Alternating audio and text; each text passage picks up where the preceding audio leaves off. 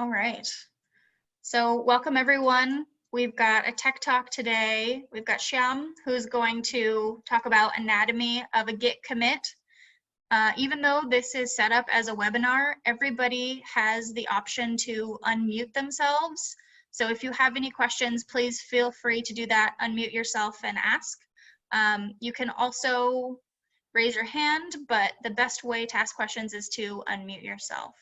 So I am going to fade into the background. Take it away. Thank you, Emily. Good afternoon, everyone. Little introduction. I am Shyam Rathi. I am at Nutanix since more than 5 years now. I currently work at the files team, actually always worked there. And I have currently in the infrastructure team for the files product, which was formerly known as Acropolis File Services, AFS, as you know. So, this today's session is basically getting a little bit deeper into Git. We use Git day by day for all our Nutanix development activities. And what we will do is we will unwrap a commit. Take a peek inside and see what a Git commit consists of. Then go deeper and deeper till we hit the very fundamental parts of Git. But instead of going that top-down approach, we will go in the reverse. So what I mean by that is we will build a Git commit bottom up, pieces by pieces, till we get what you look at a commit day by in your day-to-day development activity. So basically, when we say we start from the very beginning, we ask this question at the very fundamental level: what is Git? So the answer is that at the very core, Git is basically a content addressable system. What we mean by that is that you can take any kind of data, give it to Git, and Git will give you a unique key back. Now, later on, if you give that key back to Git, you will get your data back. So that is what we mean by content addressable system. Just give data, get a key, give the key, get your data back. So I'm assuming everyone can see my command line terminal, because most of the things we will do today will be on the CLI window. So to start with, let's initialize a new repo. So currently, if you see, there's nothing inside. It's a very bare bone, empty repository. So, if you want to store the data inside Git and get a key back, what will you do? The most basic approach is you can run it through a checksum or hashing algorithm and get a key. So for example, I want to store hello Nutanix string in Git. So just run it through some hashing algorithm like SHA-1, and you get a key back. Yeah. So this is exactly what Git does. It uses the SHA-1 algorithm and run it through over the data that you give it to Git and get you the key. But it also does a little bit extra on this. What it does is on the data, it needs to append a small header. That header is internal purpose for Git. So it can find out what kind of object it is. Git has multiple type of objects.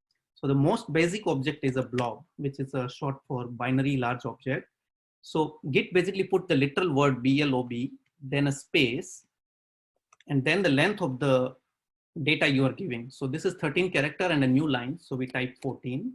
Then it puts a null character, which is the C string terminator. Since we are passing the null terminator with a backslash, we have to pass E flag. So what Git does is when you give hello Nutanix to Git, it appends its header with a blob, space, length, and a null terminator, run it through SHA-1 sum and give you a key back. So that's exactly how Git generates a key for any data you give. So how do we confirm that Git is doing the same? So Git gives you a command called git hash object. This command is exactly equal to what we did right here. So let's confirm that. Now, a git hash object can take two types of input. One is through standard input that we can type, or you can give it a file and Git will read it out of it. So right now we are giving through a standard input. So we type std in, and let's pass the same string to Git. And you can see the exact hash is generated when we use git hash object instead of doing it manually. Now, this was just generating the key. what if we also want to store the data inside? For that, all you need to do is pass the W flag. W will basically write it inside Git as well. But what happens when you do that? So first let's tackle that question, and then we will come back to this question, the W flag. So when you get the this 40 character commit hash, Git needs to store the data somewhere. So let's examine the internal directory structure of Git. So in a repo, there is a directory called .git. Inside that, if you see, there's another directory called objects. So let's look inside that.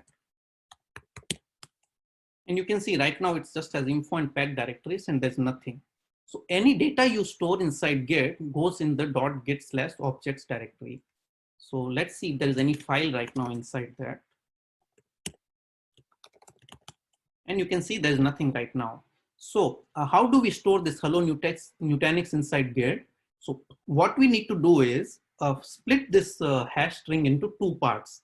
We take the first two characters and create a directory at .git/objects. And then for the remaining 38 characters, we create a file and write this string with the header inside it. And we don't write it directly, we compress it with glib and then write the resulting bytes inside it. So what are the steps? First, take your data, append blob space number of bytes in data, null character, run it through SHA and sum, take the resulting string, create a directory with the first two characters, then create a file with the remaining 38 characters, run the entire header appended string through glib, and write it in that file. That's how Git stores the data inside. So if you do this manually, it is way too much work. So we will simply use the git hash object command. So all we do is pass the W flag. So you can see the same hash is given back as before, but this time if you look inside Git object, you can see that a 70 directory is created and a file is created. Now the question is, why is the hash split in two? The reason being that if you create all the hashes at the same Git objects directory, the file system performance will go down because you will have millions of files under one directory. So to avoid that, what Git does, it splits everything into 250 folders around, 650 folders around. So 26 by 26, yeah. So since the load is distributed across, the files are distributed across 650 directories, the file system like query directory and all becomes faster. So if if we look inside this file, you can see it is not showing the hello Nutanix and this data string. It is showing the compressed format. So how do we confirm that these bytes that we get from this file are exactly equal to this string? So what we will do is we will run this string through glib and confirm the resulting bytes. So we can use Python for that. Just import glib and we put a new line because echo appends a new line at the end. Then just run it through glib, compress. And the compress algorithm has levels 1 to 10. We use Git. Git by default uses level 1. So now let's examine the bytes inside this.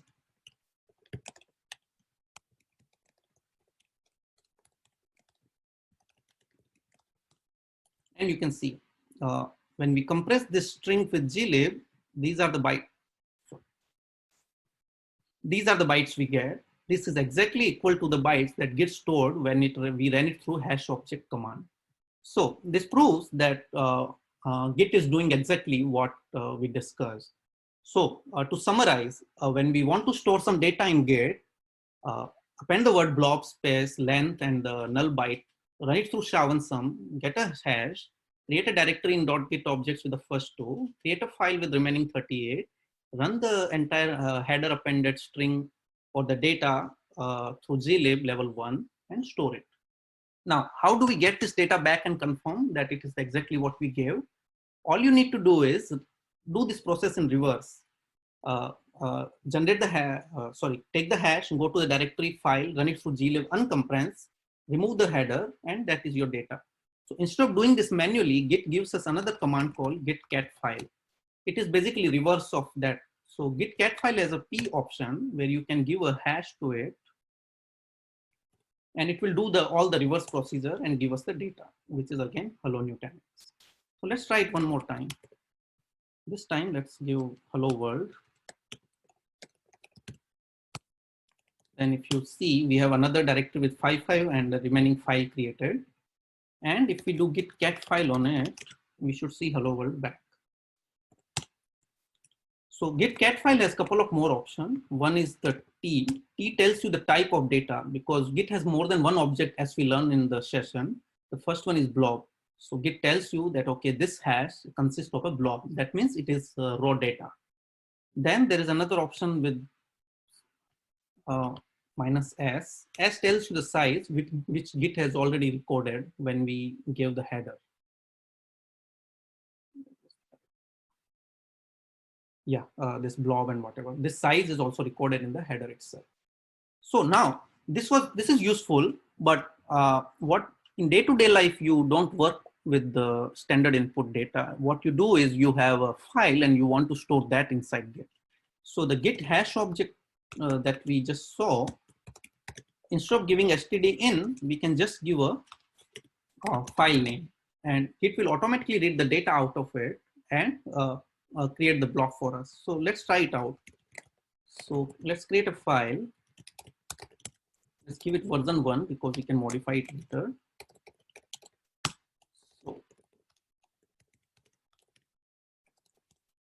So what we have done now is stored this file test.txt is data inside Git. So now we can remove this file and recover it back. How do we recover? We run cat file on this hash and we can just redirect it back to test.txt. Now our test.txt has the data. You can even modify this file. Let's do it.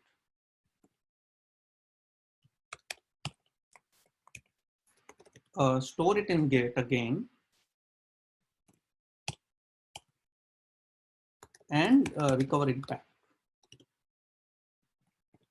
So with this hash object command, we can basically take a file, store it as many versions as we want, and get an individual unique key every time.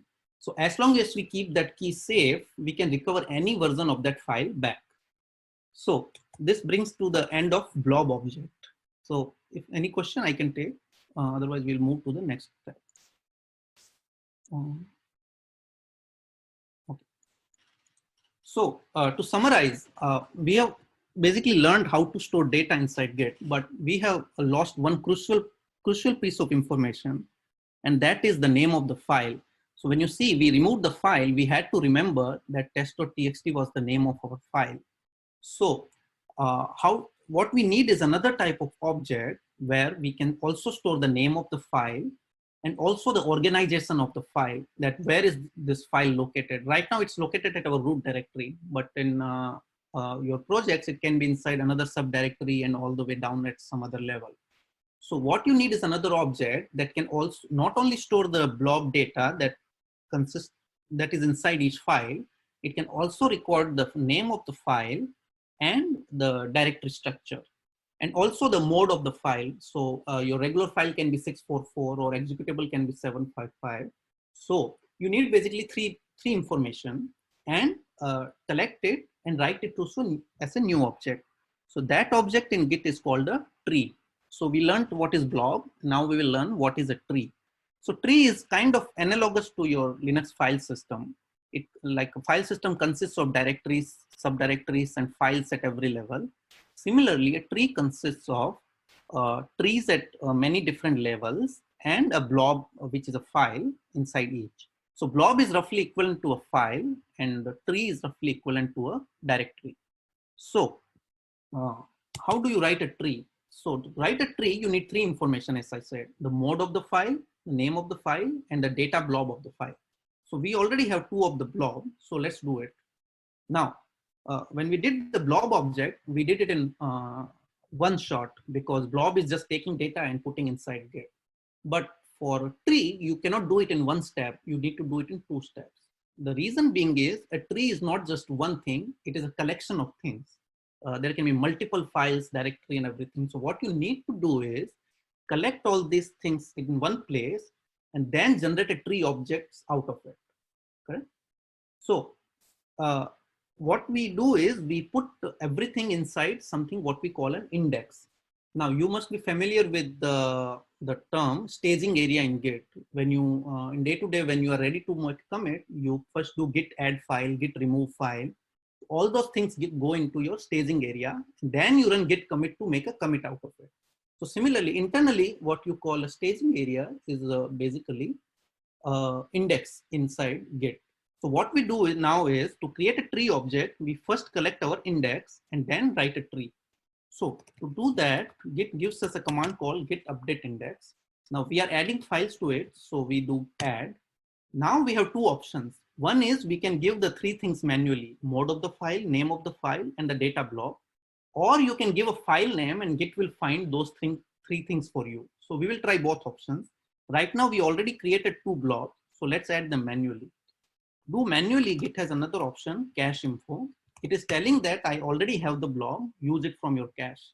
So cache info, then you give the mode. So Git only supports two modes for file, 644 for a regular file and 755 for a executable file. And directory mode is ignored. So it will always be 0. So the last three is the regular mode. It's an octal. The next byte, which is 3 bits, is always 0. It is ignored. The remaining is 10 for a file and 04 for a directory. And there's one more for symbolic link. I believe it's 11 or something. Now you give the data block. What is our data block? This is the first version. Let's give that and name of the file. So once you run this command, we are telling it that we have recorded this in our index. So this is essentially doing git add test.txt that we do manually before creating the command. Now we do write tree. So again, you can do write tree manually as well, like we did for our hash object. You have to do the tree space length, null byte, then prepare the data line by line. But as you go deeper into Git, it becomes more and more tedious. So we will simply use the command called write tree. And again, we got the hash back. So if you see this also, everything goes inside this Git objects directory. Here we can see we have this A0 and 5. So let's examine this, what is inside. First, let's look at the type. Now, if you see, it's not a blob, it's a tree. And now we look inside.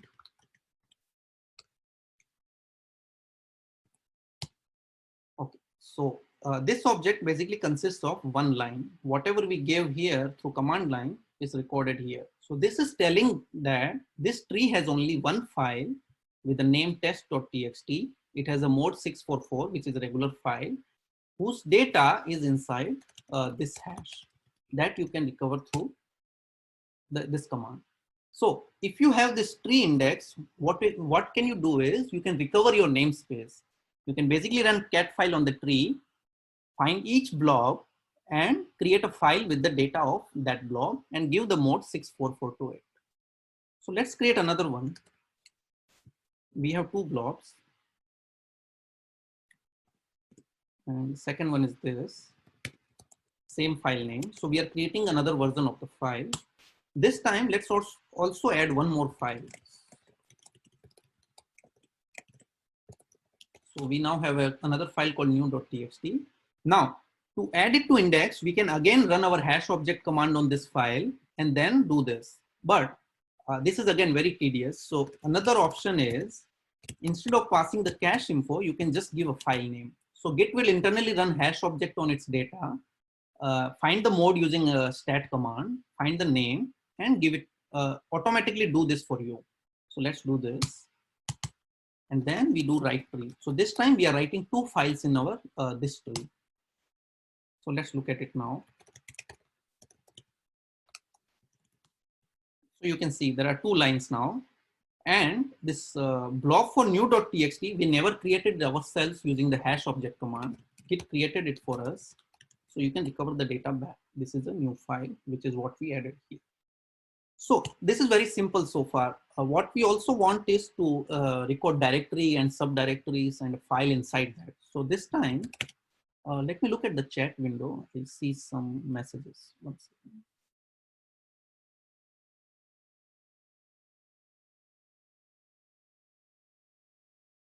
Oh, okay. Someone is asking that they cannot unmute. So yeah, let Emily know if you are not able to and want to ask a question, or you can type a question in the chat window and I will periodically look at it. And that's fine. I've been unmuted and you have already answered my question about file attributes. So thank you. Okay, sounds good. Yeah, feel free to ask any question at any point. I want to keep it interactive. So this time we will create a directory. Let's create it, and we will create a file inside it.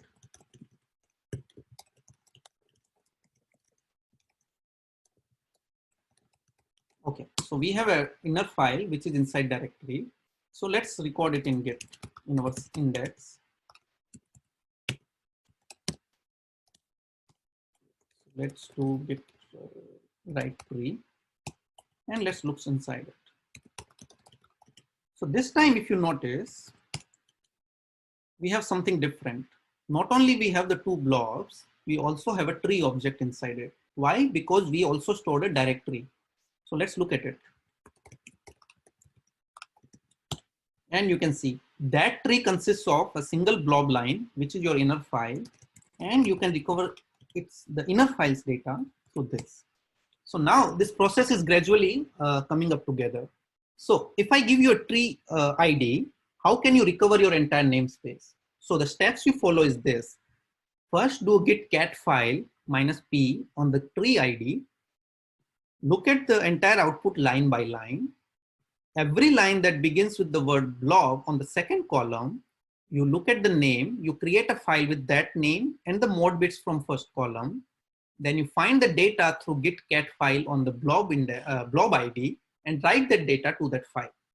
Then for each tree line you find, you create an mkdir or create a directory with that name and any mode you want. Git doesn't care about the directory mode.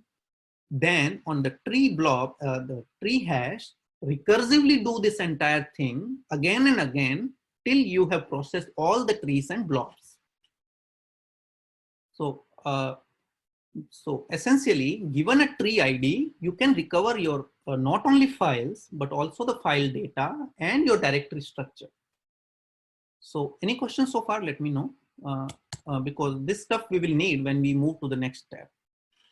So, so far we have done better from before. Earlier, we only were able to store some data of a file, but now with the tree object, we are also able to store the organization and names of the files.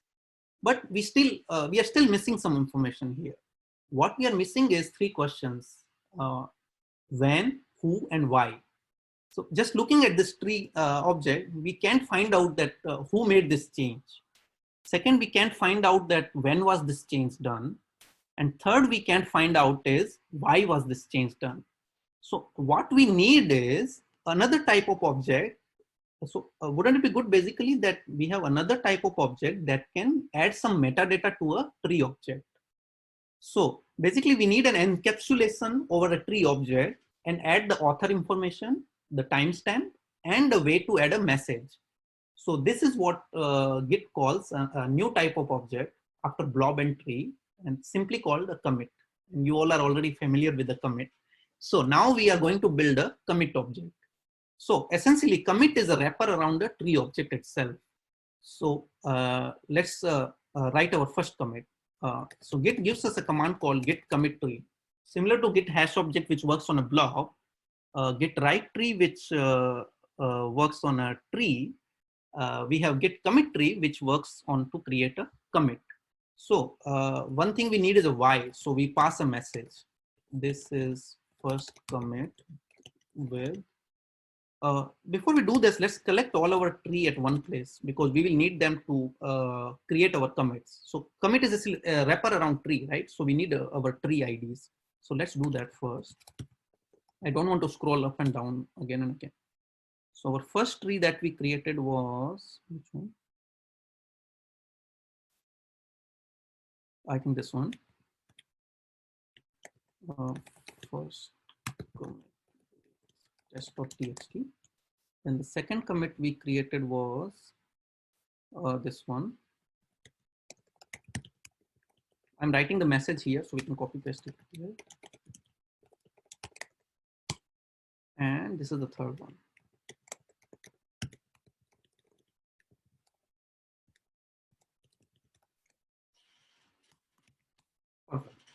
So let's run our git commit tree on the first tree we created. All you need to do is just give the tree ID. That's all. And you give the message. So message we can copy from here.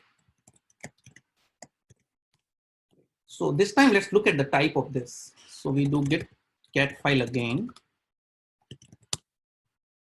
Sorry, I should have passed t flag. And you can see this time it's not a dauber tree, but it is a commit. So if you look inside the commit, again, we look at line by line. First thing it records is the tree. And that we already passed when we did the git commit tree command. Then it collected two information, author and committer. In Git, committer can be different than author if you are sending your patches over email. And it has also recorded the timestamps in UTC and the, I believe it's a time zone, California. And the message first commit with test.txt. So given a commit object, we have improved our tree because not only can we recover our namespace using this tree, we can also find out that, okay, Shyam Sundar did it and he did it for this reason and at this time. So how does Git find the message we provided through the echo command, but what about the author and committer? So generally you have two ways. One is you can set two environmental variables, author and name, git author and git email, or most of you have a config file at your root of your home directory, git config. So Git uses the user section to find the name and email. So whatever name and email you put over here, Git will read it. So let's create our second commit. This time we will do a little bit different thing. Let's see what that is.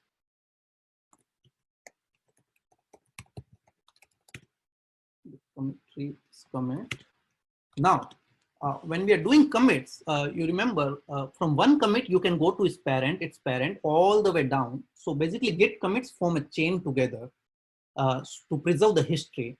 So what this commit tree gives one more option called P, which is for parent, and you can specify another commit so that it can link it together. So we will give our first commit as the parent.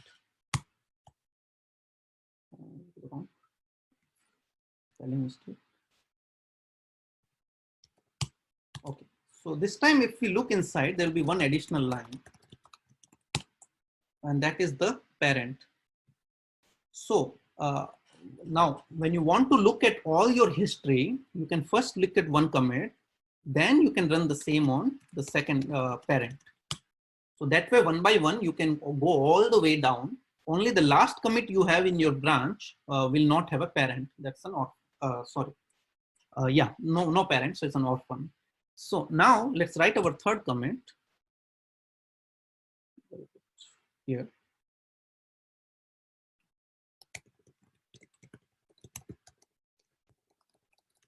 And that's our tree, which has the inner file. And this time we will give our second commit as the parent. So once we do that,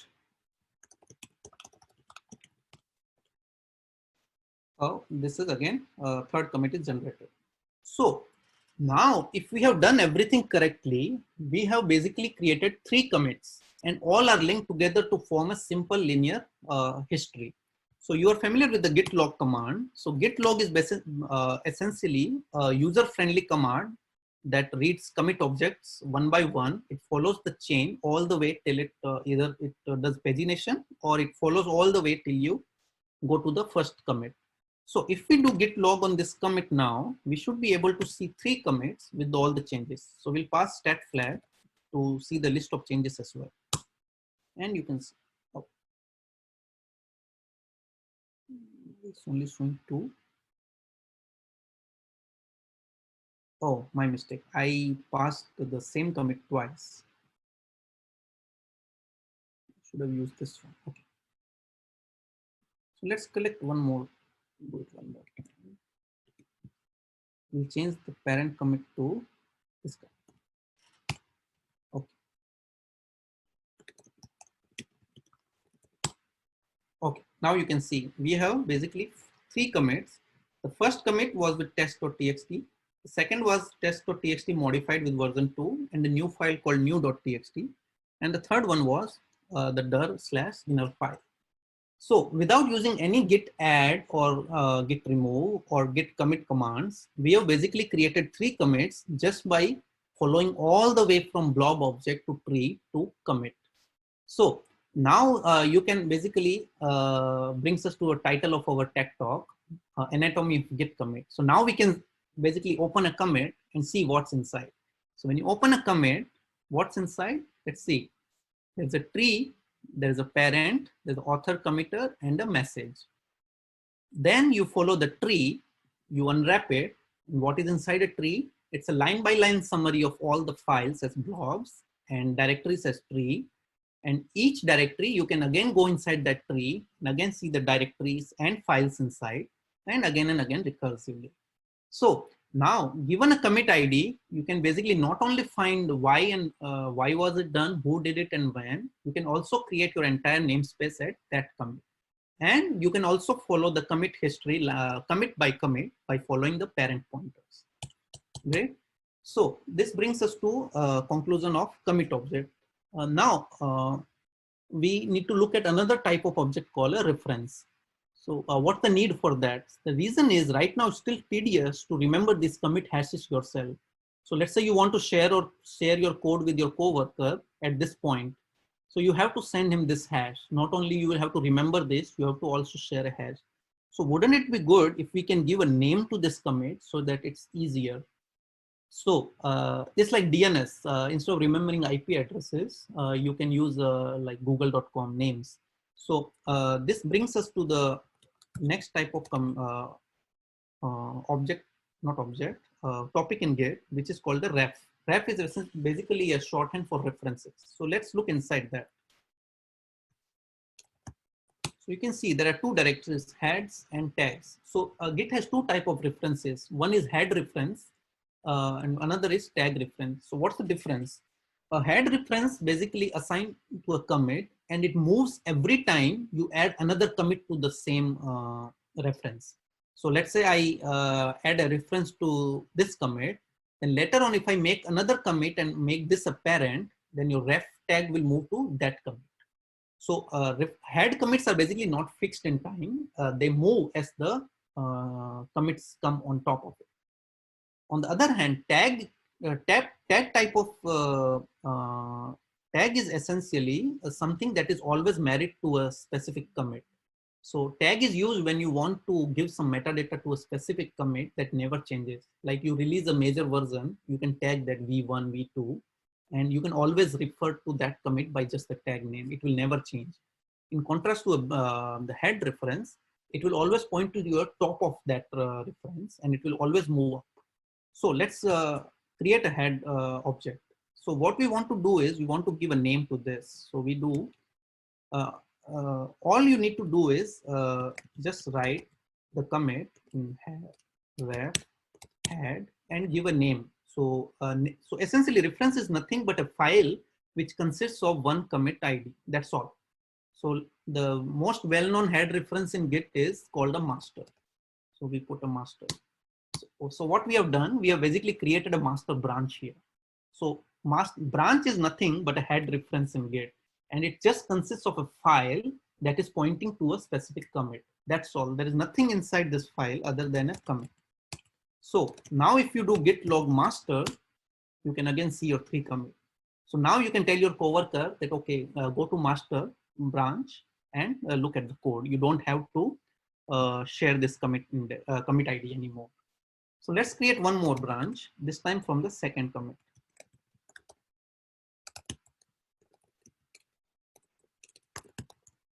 We name it my branch. And if you do git log my branch, you can see we only see 2 commits because Git starts that head reference from this commit. So git log has some option called decorate and one line. Master. Okay, so you can see the master branch is pointing at this commit, my branch is pointing at this commit. And if you look at git branch, you can see you have 2 branches now. So this brings us to conclusion of branches. So branch is essentially nothing but a head reference, which is nothing but a file, which is nothing but simple commit ID inside the file as content. That's all. So you can create any number of branches just by writing this files inside ref head. Now, if you notice the git branch output, you see there's a star in front of master. So that tells you that currently you are working on master branch.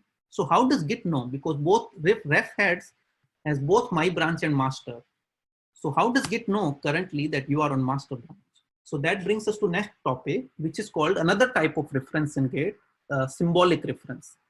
So symbolic reference is basically nothing but a reference to a reference. So like our regular head references refer to a commit ID, a symbolic reference doesn't refer to a commit ID, but to a head reference. So the most well-known symbolic reference in Git is called a head.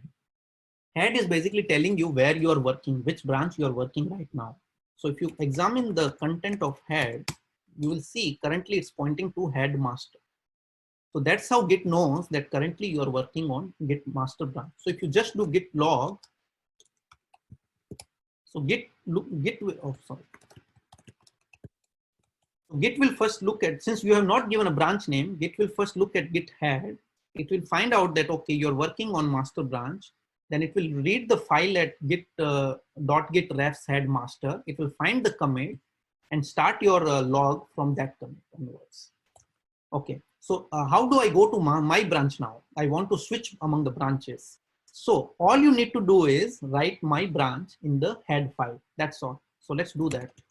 So the format is ref : refs heads my branch, the branch name, and you redirect it to git head. That's all. So if you do git branch now, you can see the star has moved to my branch. And if you do git log, you only see 2 commits because Git is now looking at the my branch. You do cat. So now Git is going to my branch. My branch commit is pointing to 280d1b2. So how do you do this in your day-to-day work? You use the git checkout command. So now we can see what git checkout does. Git checkout is doing nothing but taking the branch name, looking for that file in .git refs heads, finding that commit ID, writing that commit ID to .git/head, then rebuilding your workspace by reading the tree from the commit, and again following the process that we have learned earlier by recursively learning all the blobs and trees. So when you do git checkout on a very huge branch where the branch differs significantly from your current branch,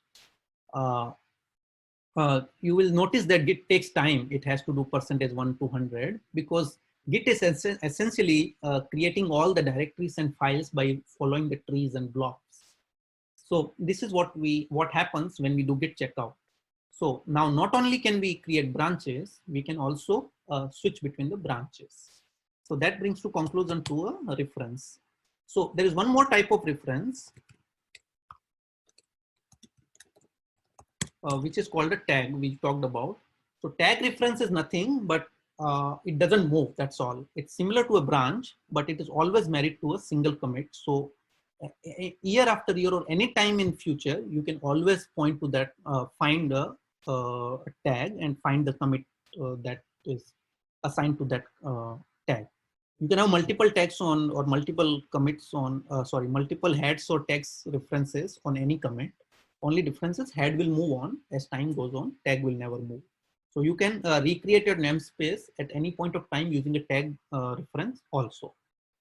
Okay, so this pretty much brings us to conclusion of our today's talk, but let's look at our, instead of this small 3 commit repo, let's go to our main repo and look at the contents over there. So if we do echo dot,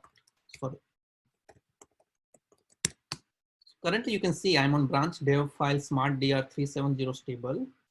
So I want to read it. So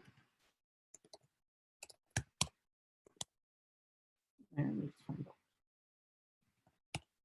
You can see it's currently pointing to this. So let's look inside it. So this is a commit. And if you do git show head, that's exactly what you will get. Right? So let's look inside what it is. I want to read the data as well. It's a tree, so to pass minus p flag. So you can see. So this is a real world example.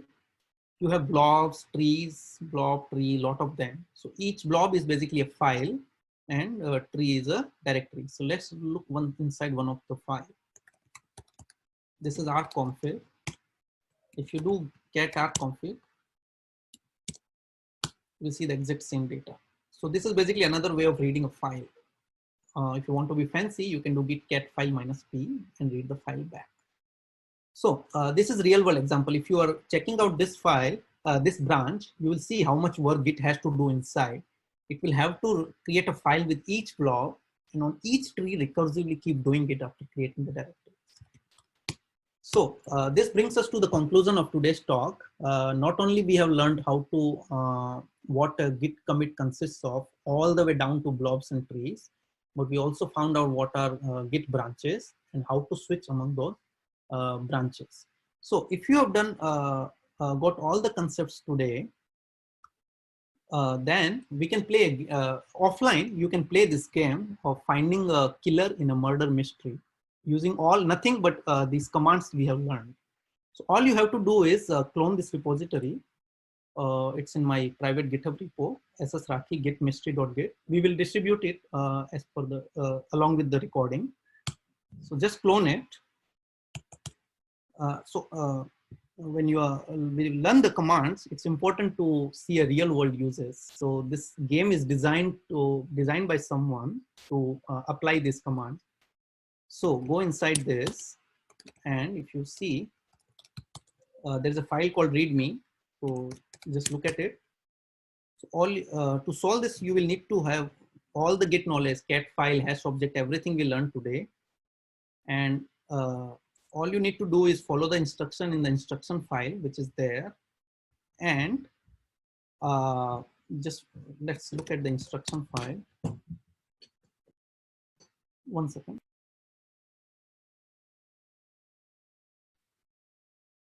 So these are the instructions. You can simply follow, find the killer using all the commands.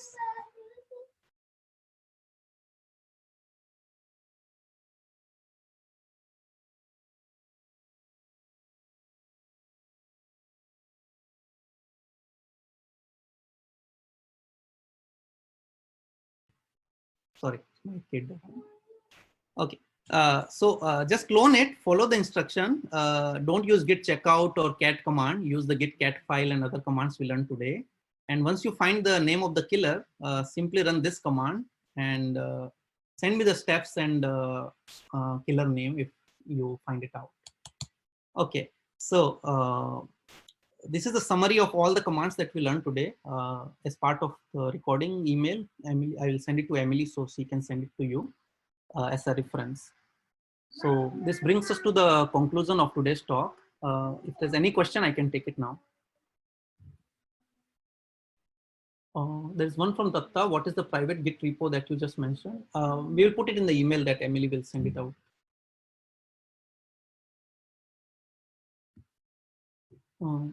Any other question? Or we can conclude the session. Okay. If you have any other further question later on, feel free to email. Hey, Shyam, I have a question. So Git checkout does some checks, right? Like if you have some files which are dirty and all. So can you still do an echo and if you are in that situation? Or these are some pre-checks built in the Git checkout command?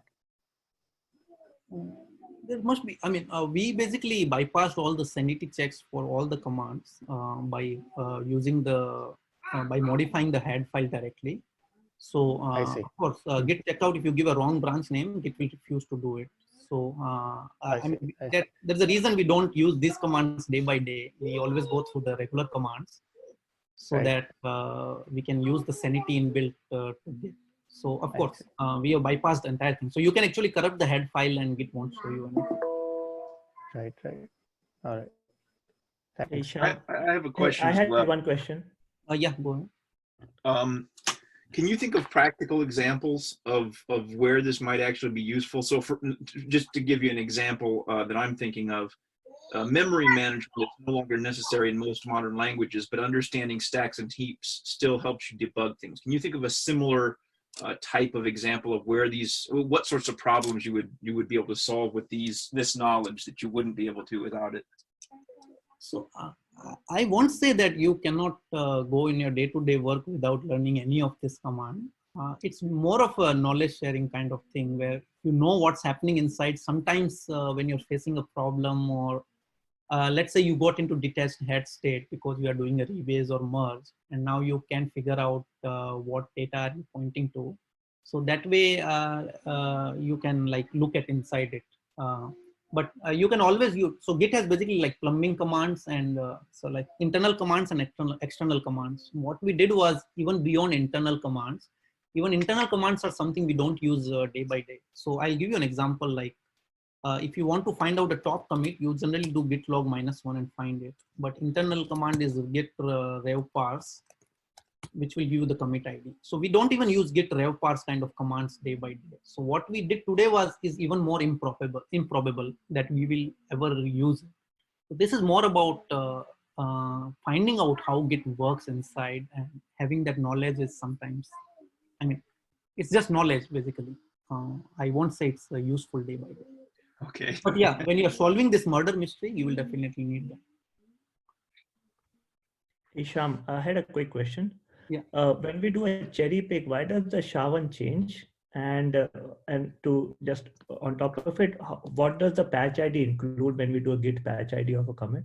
Could you just give a brief? Patch ID is essentially the commit hash, right? But then when we do cherry pick, why does the commit ID change if it is just? Yeah, so that will change because if you look at inside,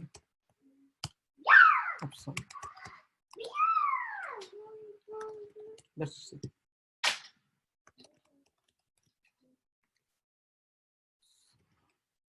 So when you look inside it, a patch or commit consists of tree, parent, author, and timestamp, right? So your timestamp will change at that time, which will change the commit hash. So look inside, when you look inside Git, right? It's basically giving you an immutable object. Once you make a commit, you cannot change any aspect of it. If you try to change the author name, your hash will change. If you try to change even the commit message, this that will also change your commit ID. If you change anything like any file or directory, that will change your tree object, which in turn will again change your commit ID. So essentially every commit is immutable and frozen in time. You cannot change anything. And also if you change any commit itself, anything above that is also referring to that as a parent. So you cannot even change a commit silently because everything above that will also change. So you can see that there is some similarity between Bitcoin and Git, the blockchain, because it's immutable record of everything so far. So any of you, if you are motivated enough, you can create another currency, maybe call it Gitcoin or something. Yeah, does that answer the question? Sure. Mainly because of timestamp. Yeah. But then patch ID is just the SHA-1 on the diff of that commit ID, if I understand correctly. Commit also has the timestamp and author name, right? Not This only is fine. The patch ID I'm talking about. If we do patch ID, that's just the SHA-1, right?